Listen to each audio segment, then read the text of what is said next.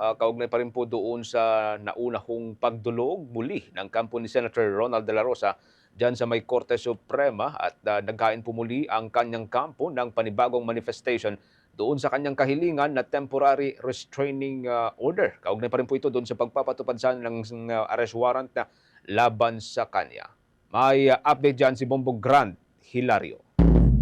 Muling dumulog sa katasta sa hukuman si Senador Bato de la Rosa upang isumbong ang naganap na putukan sa loob ng Senado nitong nakaraang araw. Partikular na inahay ng mababatas sa pamamagitan ng kanyang abogado na si Attorney Israelito Torion ang very urgent manifestation of supervening events with reiterative prayer sa Korte Suprema. Ayon sa kanyang kampo, layon sa paghahain ng panibagong manifestasyon na maipagbigay alam sa hukuman ang tinatawag na supervening events noong Miyerkules, 13 ng Mayo sa loob at paligid ng Senado. Dito kanilang binanggit ang patungkol sa presensya ng mga tauhan ng National Bureau of Investigation, mga putok ng baril, pag-lockdown sa Senado at iba pa.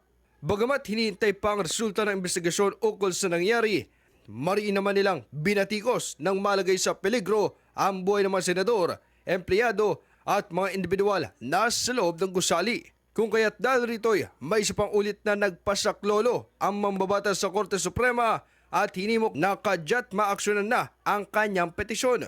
Hiling niya sa hukuman na agaran mag-issue ito ng Temporary Restraining Order o TRO at pigilan ang mga respondents, National Bureau of Investigation, Philippine National Police, Philippine Center on Transnational Crimes, pati former Senator Antonio Trillanes IV at iba pa na siya'y maaresto.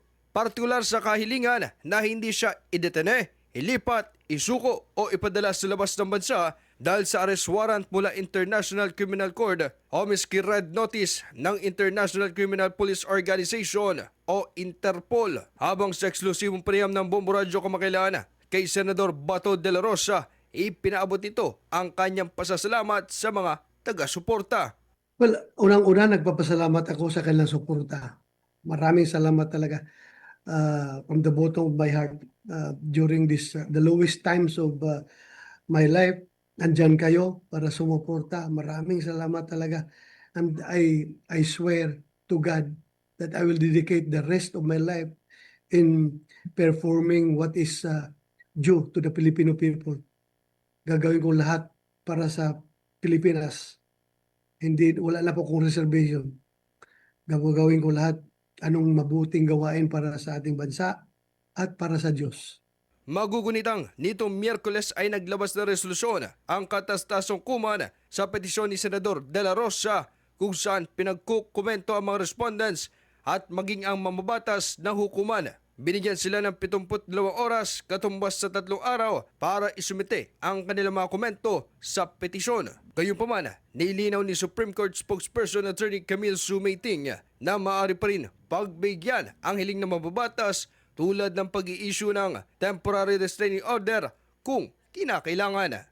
Para sa Bombo Network News, ito si Bombo Grand Hilario and this is Bombo Radio Philippines, the #1 and most trusted source of news and information. Basta Radio, Bombo! For the most trusted source of news and information, visit our website at www.bomboradio.com. Follow us on Bombo Radio mobile app, Facebook, YouTube, TikTok, and X, formerly Twitter. Like, share, and stay connected. Anytime, anywhere.